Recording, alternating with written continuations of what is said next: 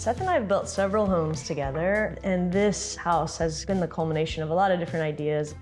My name's Emily Taylor Welty. I'm with Tulane School of Architecture and Collectivo. I'm Seth Welty with Collectivo. Welcome to our home. There was an existing old building here that was in really poor shape. And we were each sketching different ideas and kind of talking it over. So that started to coalesce around this kind of L-shaped scheme that was justified to the street, that allowed us to capture a lot of solar exposure throughout the day. One of the things that we were thinking about a lot as we were designing the house is the outdoor spaces. We built a similar amount of square footage, but went vertical with it to save a lot of yard for bees and a shop and running room. And it's thin in a way that allows a lot of natural light in. It's meant to breathe and live and have light, even in the extremes of our climate.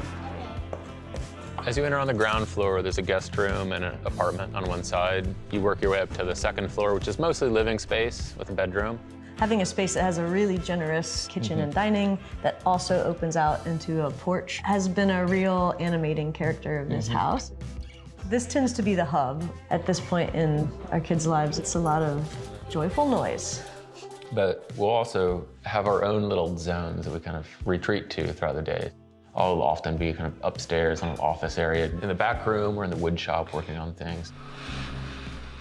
The third floor kind of feels like a little perch, right? And it's kind of like a little loft on the top of the house. And, you know, it's a point where you can see the ships moving down the Mississippi River. Several times a week, there'll be a nice sunset, and everybody runs upstairs to look out this high window. We're interested in material reuse for a lot of different reasons, for materials to be reused, repurposed, reinvented.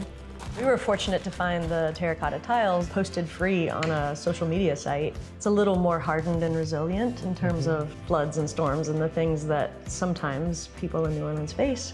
This spiral staircase is from a project that we were working on in the office. It was being ripped out of a building that was being renovated, and so we repurposed it here in our yard. Come on, Trout.